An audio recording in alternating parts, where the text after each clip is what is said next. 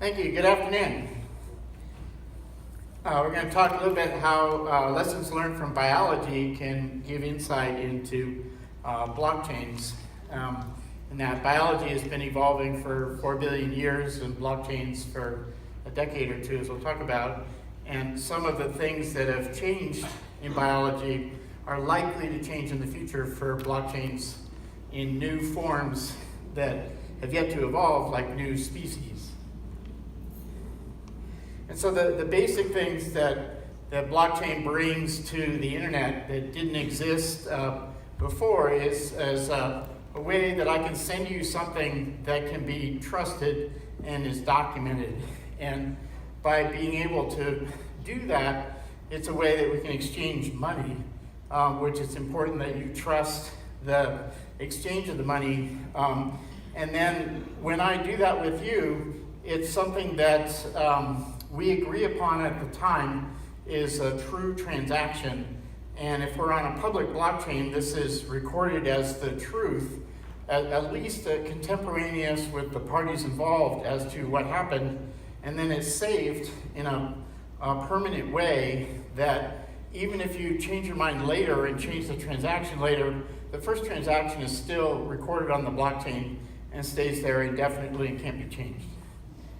And so in accounting of money, many of you are probably familiar with double entry accounting, where it's something that evolved around 500 years ago, and is something where the debits and credits of money, like how much is coming into me and how much is going out from me, are recorded as two separate things. And if the totals of the two don't equal at the end of the day, then probably there's a mistake that needs to be looked into.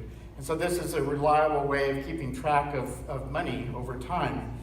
And what blockchain brings to this is a sense of triple entry accounting, where I can keep track of the money in and out, you can keep track of the money in and out, and then we both agree to write that to the public ledger or a private ledger that is unchangeable. So we have an extra level of security as far as what happened to the money over time. And this record is, we agree, is the truth about our transactions. And in the case of a decentralized blockchain, it's distributed in that it's across thousands of computers. And so not only can the blockchain not be changed mathematically, the fact that it's stored on thousands of computers means even if you were able to break the cryptography, you could change it on one of the computers, but getting them to update across all the others is another level of problem. And so there are things that predate Bitcoin and blockchain that use a similar kind of distributed cryptography technique. And there's a company, Surety, that runs a blockchain of digital signatures of data that has been transacted between people. And they take all of that, summarize it into a hash, and then every week they publish in the Lost and Found section of the New York Times the hashtag. And so if anybody tries to change something, it would change the hashtag. And the hashtag has been printed in hundreds of thousands of papers. And so even if you were to try and collect some of those papers, change it, and fake it, there would be out in the wild other examples of the truth. And so this is a way to do these transactions in a public way. So the inventors of this are actually 3 of the 8 publications that Satoshi published in his white paper 10 years ago. And so it's a fundamental predecessor to blockchain and Bitcoin. And then other tools are evolving that Elliptic, for example, traces through blockchains over time in history to evaluate, say, the money in and the money out. And so these kind of tools are evolving for this new world of distributed triple entry accounting and ledgers and so forth. And the information that flows through this system is strikingly similar to that of genetics and DNA and biology. And the human genome like me, is about 1.5 gigabytes on a computer, or 3 billion letters, base pairs of DNA that holds the information that grows into me. And the current blockchain of Bitcoin is already 150 gigabytes, so substantially more than the amount of information in a human genome, and growing at an exponential pace. And that's because computers can replicate data structures like a blockchain more accurately than biology can replicate DNA, which has an error about 1 in a billion base pair in each copy. And so the potential for blockchain to grow is substantial because of the improved copying capability of computers, which is not perfect, by the way. And blockchains get harder or easier depending on how long it took to record the last block. And it's set up to record a block every 10 minutes and has been for the 10 years it's been running. And it resaves every transaction since the Genesis block in every new transaction. And if the block writing happens faster than 10 minutes, the algorithms get harder. If it is slower than 10 minutes, they get easier. So you can predict over the next 100 years how long it's going to take each block to be written in 10 minutes, and the size of the data that's going to be using. And the graph here on the right is the forecast size of Bitcoin's blockchain over the next 100 years. And so the interesting thing about blockchain that is often talked about is that it's a decentralized system. It's distributed through thousands of computers. It's borderless without regard to country borders or other kinds of borders. It's a self-replicating system in that the whole block, or the whole chain of information, is replicated with each block. And it's an information framework for how information is stored and moves. And then it's a protocol for how this is done as well. And so the thing that struck me that's remarkably similar is genetics, in that there isn't a centralized bank of genetics. There's not a centralized government of genetics. It's a borderless system for animals and creatures, and it's a self-replicating system, and it's a framework for how information is stored over time, and a protocol for how that metabolizes within a species and replicates between species or individuals. And so to replicate this information, in Bitcoin, you use mining to calculate whether or not the next block should be written by you or somebody else.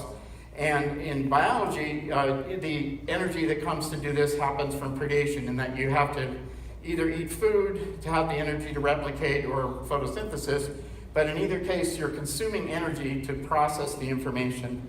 And the graph in the middle is the amount of compute power to replicate a blockchain block that's required. And the compute power requires electricity in the proof of work algorithm that Bitcoin works on. And there are other algorithms that are being proposed and already out there that are more efficient compute-wise, but maybe have other downsides like risks.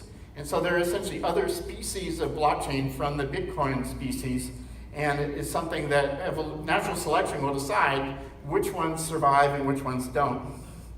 And so in biology, if you were to step on a petri dish with your shoe, very quickly the petri dish would grow a whole diversity of creatures, many different kinds that are all DNA-based, but they have different characteristics. And so I'd suggest that blockchain is going the same way, in that if you look at the ecosystems of blockchains, there are actually many different, a couple thousand different blockchains that have all emerged in the last couple of years and continue to be diversifying and growing. So these are essentially different species of blockchains, where Bitcoin and Ethereum are two different species, but Bitcoin Cash is a third different species, and so forth. And whether they succeed or not is based on their fitness for the ecosystem. And so information flows through biology in the form of metabolism, and information flows through tokens in these metabolism of tokens. So a Bitcoin token is metabolized on the Bitcoin blockchain, and its fate is determined by distributed apps that can be constructed into distributed organizations. And whether or not a particular kind of blockchain, a particular species of blockchain survives, again, depends on the environment that it's in. Where something that is slow and expensive to transact may be poorly fit for doing parking meter payments, but better fit for real estate transactions, for example. But something that's fast might be less secure. And so the natural selection will decide which survive or not. And the blockchains could go in either two directions, either a single standard like TCP/IP in the internet, or a diversity of standards like the millions of apps or the millions of websites that are out there. And it seems it's going towards the latter, towards millions of different blockchains instead of one standard blockchain. And that's a good thing, because if there's one standard, a bug in it, or some kind of regulatory problem, it's brittle, it's fragile, in that if something were wrong with Bitcoin's blockchain and wiped out Bitcoin completely, Ethereum's network wouldn't necessarily be affected, and vice versa. And so it's something, this diversity is a good thing for the stability of cryptocurrencies in general. And one of the natural factors that is affecting this ecosystem is government regulation, in that the definition of what is security, what's a commodity or currency, or what's a utility, is being decided by different governments in real time. And so which ones survive or not, which blockchains and tokens survive or not, will be partly dependent on this kind of ecosystem change, as well as their usefulness. And so the diversity of blockchains is likely to further diversify, just like plants and animals.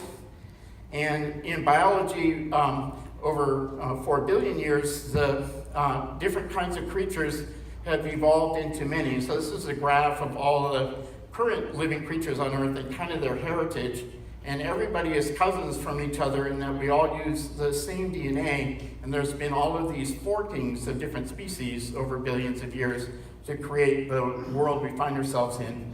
And so blockchain is another extension to this same complexity of evolution.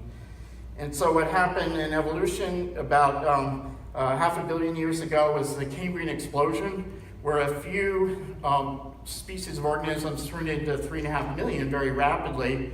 And this happened around the same time as eyes and brains were invented by biology, where sort of the smarts of biology, similar to adding AI and sensors onto blockchains, where they can see each other and become predators and prey and so forth. And so this is likely to happen with blockchain, but hasn't been invented yet. And then in the further future, the information that defines me, or a biological creature in general, is becoming increasingly digital, where there's still the DNA in me and the food that I've eaten for my whole life that makes up the DNA information that's in me. But more and more, the definition of me is stored in my medical records, my credit report, and my Facebook posts, and all kinds of information that is stored in digital form that defines a person increasingly more than their genetics.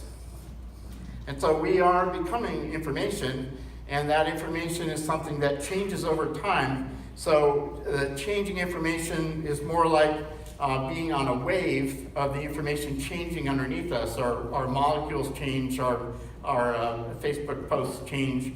And so our life is actually surfing on this information, as opposed to being a static form of information. And so in these ways, blockchains are like biology. It's not a perfect match, but it's very similar. And there you have it. Thanks.